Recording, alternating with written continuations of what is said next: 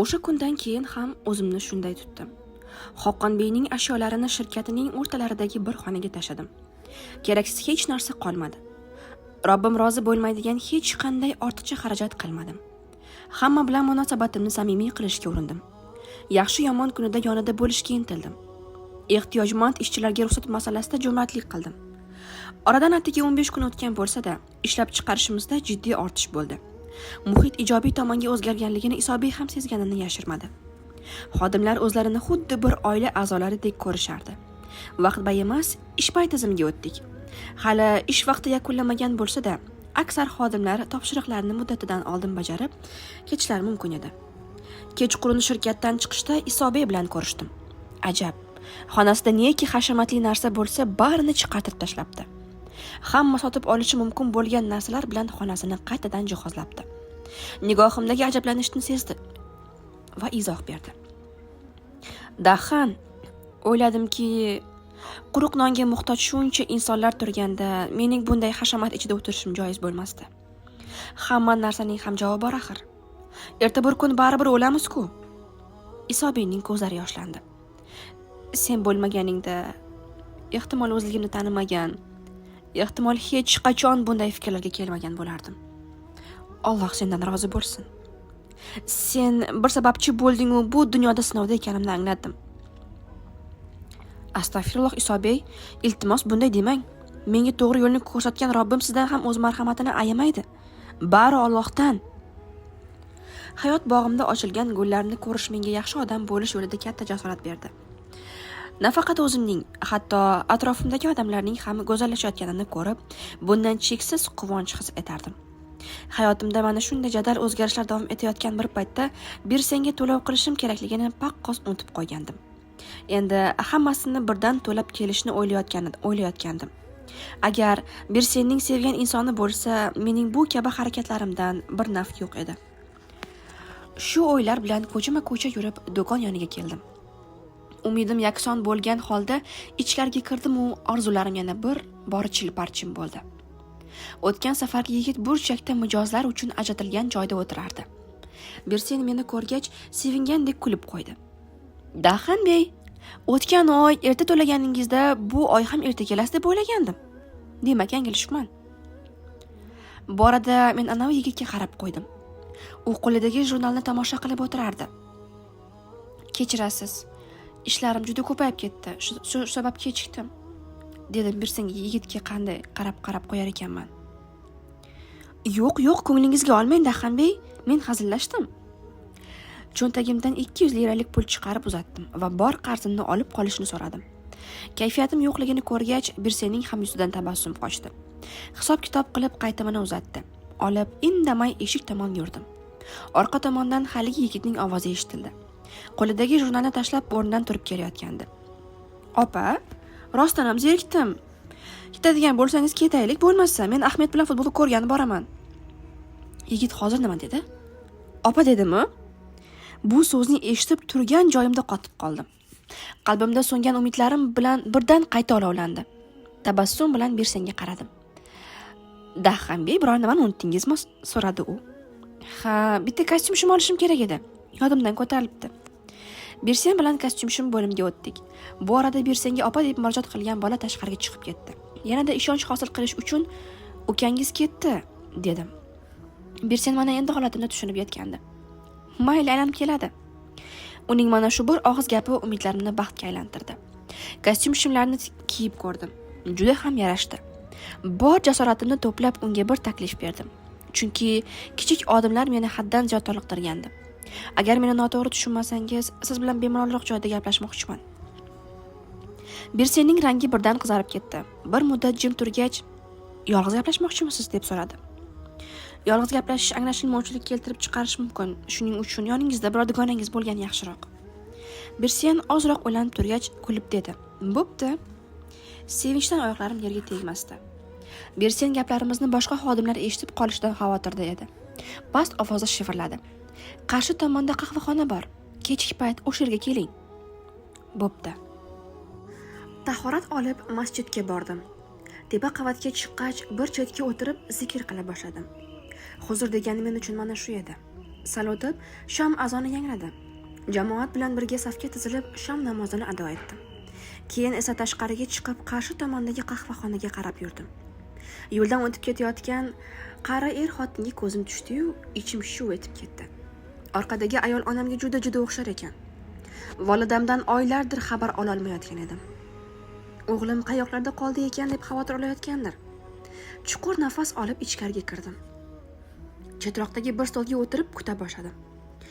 Bersin yarim soatdan keyin yonda bir dugonasi bilan kirib keldi. Egnida chiroyli ko'ylak, yuragim yorilgudek bo'lib, telbalarcha chirpinardi. Jilmayib yonimga o'tirishdi. Bersin dugonasini tanishtirdi. Choy ichdik. U yoqdan bu yoqdan gaplashdik. Asosiy muddaoga ko'chay derdim-u, nimagadir tilim kalimga kelmasdi. Holatimni sezdi shekilli, Bersin menga jur'at berdi. Xo'sh, nimani gaplashamiz? Eng muhim masalaga yetib kelgan edik. Mos so'zlarni topib joyali gap ayta olarmikanman? Mayli, chiqmagan jondan umid. Oyog'imga bir chelak suv to'kib yuborgan kuningdan beri senga nisbatan ajib tuyg'ularni his qila boshladim. Bersin va dugonasi bir-biriga qarab kulib qo'yishdi. Kiyim do'koni men uchun Istanbuldagi eng sevimli joyga aylandi. Senga tuyg'ularimni imkon qadar sezdirmaslikka urindim. Chunki hurkib ketishingdan, men haqimda yomon fikrga borishingdan qo'rqdim. Bersinning yuzi jiddiy tus oldi. Seni ilk bor ko'rgan kun Robbimga joni ko'ngildan duo qildim. Kimsan? Unashtirilganmisan? Oilalisan? Bilmasdim. Faqatgina ko'nglimning ovoziga quloq soldim. Juda ko'p o'yladim. Agar sening ham ko'nglingda mening ismim yangrayotgan bo'lsa, umrimning oxirigacha sen bilan birgalikda yo'l yurishni istayman. Bersin yonidagi dugonasiga qaradi. Keyin menga jiddiy ohangda shunday dedi. Dahan, yaxshi insonligingiz, qalbingiz toza ekani ko'rinib turibdi. 16 million inson yashaydigan bu shaharda qalbim eshigini taqillatib kelgan har qanday odamga ha deya olmayman. Nima ish qilasiz, kimsiz, qayerliksiz, men ham bu borada hech narsani bilmayman. Mana shuncha narsa noma'lum bo'lib turgan bir vaziyatda sizga qanday qilib rozi bo'lishim mumkin? Bersin, sen haqsan. Ishonamanki vaqti kelib hammasini bilib olasan. Men qahvaxona soatlab o'tirish, xiyobon va bog'larni qo'l ushlashib aylanib yurishni to'g'ri deb bilmayman. Oilang bilan gaplash, agar ular ma'qul deb bilsa, sizlarnikiga Allohning amri bilan deya borishni, o'zim haqimdagi barcha haqiqatni o'sha yerda aytishni xohlayman. Bersin boshini egdi. O'ylanib qoldi. Birozdan keyin dugonasiga bir qarab olgach, "Bo'pti" dedi. Samimiyligingizni qadrlayman. Oilam bilan gaplashib ko'raman. Sizga ertaga yo ijobiy yoki salbiy javobni aytaman. Ertasi kuni hayotimning eng muhim sinovlaridan biriga duch keldim. Vaqt qanday o'tganini ham bilmadim. Kechqurun ishdan chiqishda Bersin ishlaydigan do'konga bordim. Eshikdan kirishim bilan unga ko'zim tushdi. Odatdagidan ancha jiddiy ko'rinardi. Tashqariga chiqdik. Bersin o'z shaxsiy hayotiga oid masalani odamlar oldida muhokama qilishni istamagandi. Salbiy javob aytsa-ya deb yuragimni hovuchlab turardim. Kecha uydagilarim bilan gaplashdim. So'z boshladi u. Otam, kelgan mehmonga nega kelding deyilmaydi. Qizim marhamat kelishsin, shanba kuni kechga kutamiz dedi. Bersin endi tabassum qila boshladi. Unga yaxshi tushuna olmadim. Uning turishi yo'q deb turgan bo'lsa ham tili ha deyotgan edi. Tushunmadingizmi? Otam kelishsin dedi. Eshitgan gaplarimni endi idrok etishni boshlagandim. Bersin bilan shanba kuni uchrashishga va'dalashdik. Har doimgidek ovloq bir joyni topib, qoyalik tepasidagi dengizni tomosha qilayotgandim. Shanba kuni nimalar ro'y berar ekan? Mana shu birgina savol miyamni tinmay parmalardi. Inshaalloh hammasi xayrli bo'ladi. Men uchun eng katta muammo o'z oilam bilan munosabatlarimning buzilgani edi. Bu haqda gapirish oson kechmasligi aniq. 12 bor o'g'irlikka qo'l urganimni ham aytishim shart. Modomiki barcha qing'ir ishlarimga tavba qilgan ekanman. Bularni yashirgan holda yangi hayotga qadam qo'ya olmasdim. Bersinning otasi bu gaplarni eshitgach, qizini menga berarmikin? Yo'q, bularni aytmasligim kerak, derdim o'zimga o'zim. Keyinroq Bersinga tushuntira qolaman, deb o'yladim. O'zim bilan o'zim jang qilayotganimni yaxshi anglab turardim. Bersinni qarshimga yaratgan chiqardi. Alloh balki isloh yo'liga kirganim uchun ham bu go'zallik bilan meni yuzma-yuz qilgandir. Endi hammasini bir chetga surib qo'yib, yolg'on gapirishim insofdan bo'lmaydi. Hech nimani yashirmasligim, Bersin bilan turmush qurish imkonim yo'qqa chiqqan taqdirda ham haqiqatlarga ko'z yummasligim zarur. O'zim bilan o'zim yuzlashish sinoviga dosh berishim shart. Yo'lga tushib, taksi to'xtatdim. Isobiyning villasiga qarab yo'l oldim. 15 daqiqadan so'ng yetib bordim. Villa bog'iga kirib, xizmatkorga Isobiy bilan uchrashishim kerakligini aytdim. Biroz o'tgach, Isobiy ichkaridan kulib chiqib keldi. "Dahan, nima qilib turibsan? Xush kelding, kir ichkariga." "Isobiy, gaplashib olishimiz kerak." "Yaxshi, yur ichkariga." "Ichkari bo'lmaydi, afandim. Bog'da gaplashsak, shunda menga ancha oson bo'ladi. Tushuntirishim ham yengilroq kechadi." Isobiy jiddiylashdi. Chunki kayfiyatim unga ham ta'sir qilgandi. Bog'dagi ayvonga o'tdik. Hamma narsaga tayyor edim. Isobiy tinglashni, men esa gapirishni boshladim. "Isobiy, men siz o'ylaganchalik farishta emasman. Siz bilan dengiz qirg'og'ida ilk bor ko'rishganimizdan 2 kun burun iflos o'tmishimdan voz kechib Istanbulga kelgandim." Isobiy qo'llarini qovushtirgancha diqqat bilan, ammo yuzida tabassum balqqan holda tinglardi. "Men 12 bor o'g'irlik jinoyatiga qo'l urgan odamman. Hatto o'z otasi ham voz kechgan ko'cha daydisiman." Isobiy o'rnidan turib ko'zlarimga tikildi.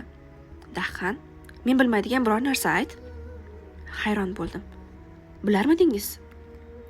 Sen katta bir shirkatingni topshiradigan odamingni kim ekanini bilishni istamasmiding?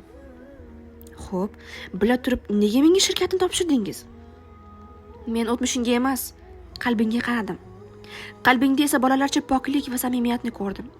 Seni izlab topganingning sababi ham shu edi." Yelkamdan tog' qulaganda yengil tortdim. Isobiy o'tmishimni bilib turib shirkatini menga omonat topshiribdi. Dog'li o'tmishimga qaramay menga ishonch bildiribdi. Allohim, sen qanchalar buyuksan. Bir eshikni yopdingki, boshqasini albatta ochib qo'yasan. O'sha kuni Isobiy bilan bir necha soat gaplashib o'tirdik.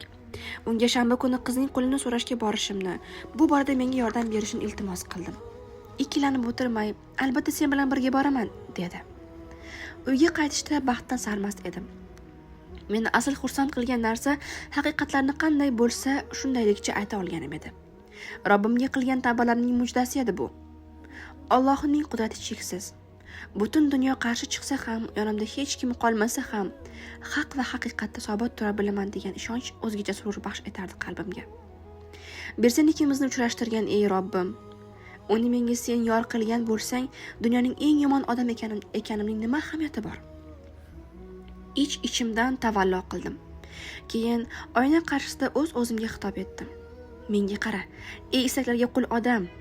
Agar bir kun seni yo'qdan bor qilgan yaratganini unutsang, ey nafsi hakalak otgan odam. Jalik yoqasida o'lim bilan yuzma-yuz kelgan payting farishta yuborgan Robbingni unutsang, seni xiyobonga yo'llab, insofga kirishing uchun kulbangga kitob qo'ygan Allohingni unutsang, Navoiy boboyni bulbul etib sayratgan haqni unutsang, yo'qlik ichra yurgan kunlaringda qo'lingdan tutib shirkatga olib kelgan buyuk zotni unutsang, Alloh baloyingni bersin." Ko'zlarim namlandi. Robbim imkonsiz ko'ringan qiyinchiliklarni ham xamirdan qil sug'urgandek hal etishimga yordam berayotgandi. Men esa bularning sababini Allohdan deb bilardim. Robbimning marhamati ila sinovlarning biridan o'tgan edim. Duo va ibodatda kechgan kunlarim ortidan nihoyat shanba ham yetib keldi. Bu kun men uchun umuman boshqacha bir kun edi. Isobiylarning villasida edim. U menga otalik qiladi. Men uchun Bersenning qo'lini so'raydi. Ana, u yagona farzandi, kichkintoy erim bilan bo'sag'ada ko'rinish berdi. Bersenlarning do'kondan olgan kostyum shimni kiyib olgandim. Isobiy ham po'rim libosda edi. "Dahan, ko'z tegmasin. Podiumga chiqadigan darajada ko'zni qamashtiryapsan." "Astag'firulloh afandim, siz mendan ham kelishgansiz. Ammo ikkimizdan ham go'zal erim.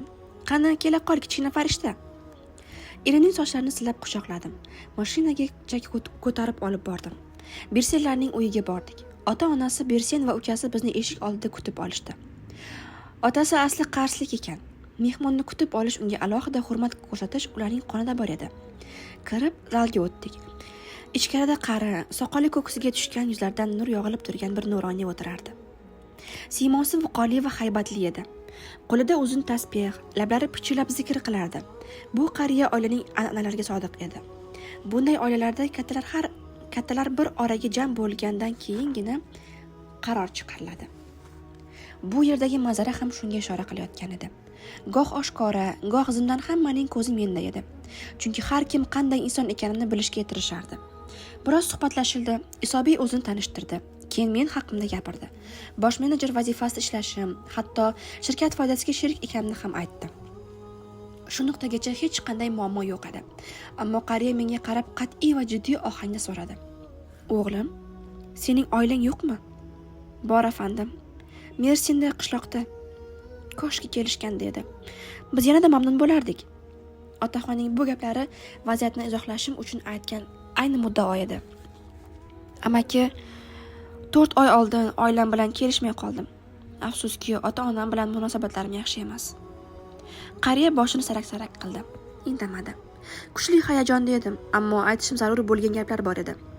Qariyaga qaradim. U mendan ko'zini uzmay, hanuz pichirlab zikr qilardi. "Amaki, shu kunga qadar juda ko'p marta yolg'on gapirdim, biroq taxminan 4,5 oy oldin tavba qildim. Johillikda kechgan davrlarimda 12 ta jinoiy ishga qo'l urganman." Qariya bir qo'zg'alib qo'ydi. Menga diqqat bilan tikildi. "So'zlaganing sari yangi gaplar chiqyapti. Xo'sh, qanaqa jinoyatlar ekan?" Hammaning bor e'tibor menda edi. Ichimdan Robbimga tavakkul qilib so'yladim. "O'g'rilik afandim." Hammaning dami ichiga tushib jim bo'lib qoldi. Yomon ish qilmaslik uchun o'zimga va Robbimga so'z berdim. Qariya hamon mendan ko'zini uzmas, orada bir Isobeyga qarab qo'ydi. "Isobey, bunday odamni nega olib keldingiz?" Isobey shunday javob qaytardiki, birov bir narsa deya olmadi. "Bu yigitni oldingizga olib kelishdan avval o'z uyimga olib bordim. Halolligiga ishonganim uchun 50 million lira shirkatimni unga omonat qildim." Shivir-shivir boshlandi. Isobey davom etdi. "Hozirgi gaplarni sizga hech qachon aytmasligi, yashirish ham mumkin edi. O'zini farishtadek tutsa ham bo'lardi. Ammo halolligi uchun ham bor gapni aytdi." To'g'ri degan ovozlar eshitildi. Qariya ko'nish arafasida edi. O'rtadagi noqulay kayfiyat ham asta tarqab borardi. Oxirgi savol yangradi. "Sen bu yigitga kafil bo'lasanmi?" Isobey ikkilanmay javob berdi. "Albatta, kafil bo'lmaganimda bugun bu yergacha kelmasdim." Shundan so'ng taxminan 1 soat davom etgan suhbat mobaynida hamma narsa gaplashib olindi. Nihoyat Isobey ham Allohning amri bilan dedi. Birsening otasi umuman gapirmadi hisob. Chunki bu yerning boshlig'i buva edi. U nima desa shu bo'ladi. Qariya yana menga diqqat bilan qaradi. "Xayrlisini bizdan ko'ra yaxshi biladigan zot Allohdir. Robbim xayrlisini bersin", dedi. Bu Birsenni menga berishganini bildirardi. Otasi ikkilanib cholga yuzlandi. "Ota, sizning gapingizga bir narsa demayman, ammo biroz o'ylab ko'rsak bo'larmidi?" Qariya o'g'liga qaradi. "Xayrli ishni kechiktirishdan ne ma'no? Shayton vasvasasiga uchaylikmi? Bu yigitdan yaxshisini qayerdan topasan? Men odamlarni yaxshi bilaman. Ko'zlariga bir qara, qalbi ko'rinib turibdi. Oxirgi so'zing xayrli bo'lsin, tamom. Chaqiringlar mullani, nigohini o'qisin." Birsenning otasi kuldi. "Xo'p bo'ladi ota, nima desangiz shu." Ko'zlarimda quvonch yoshi g'iltillardi. O'rnimdan turib avval nuroniy otaxonning, keyin esa yoshi kattalarning qo'lini o'pdim. Qahvalar ichildi. Imom keldi, duolar qilindi. Diniy nigohimiz o'qildi. Dunyodagi eng baxtli kunim mana shu kun edi. Turib ketayotganimizda otaxon menga shunday dedi. "Bolam, daraxt shoxsiz, ko'ngil savdosiz, oila esa ota-onasiz bo'lmaydi. Sen vaqtni qo'ldan bermay ota-onaning ko'nglini ol. Biz senga kattalik qilarmiz, ammo bizniki hech qachon otalik bo'la olmaydi." Xo'p. Ostonagacha kuzatib chiqishdi. Birsening ko'zlarida quvonch uchqunlari porlardi. Endi mashinaga o'tirayotganimda oyog'imga bir chelak suv to'kildi. Hayron bo'lib qaradim. "Birsen." Hamma kulib yubordi. "Chelak va suv xayrli keldi", dedi u jilmayib. "Oxirgacha xayrli bo'lsin. O'zingni ehtiyot qil." Shalabbo bo'lgan oyoqlarimni mashina ichiga oldim. Isobey kulib qarab qo'ydi. Engashib Isobeyni mahkam quchoqladim. "Rahmat Isobey, siz menga katta yaxshilik qildingiz. Baxtimga sababchi bo'ldingiz. Alloh sizdan rozi bo'lsin." "Tabriklayman Dahan. Yaratgan sizlarni hech qachon ayirmasin." Ushbu go'zal tilaklar bilan yana bir sinov yakunlandi. Mashinada ketar ekanmiz, Isobeydan chetroqda to'xtash so'radim. Piyoda yurmoqchi edim. U bilan xayrlashib, yayov keta boshladim. "Robbim o'zing buyuksan. Beadad shukrlar bo'lsin." Tilimdan shukrlar to'kilardi. Alloh meni shunchalar baxtli qildimi, men ham bir qo'lini xursand qilishim kerak. Mana shu fikr bilan atrofga boqdim.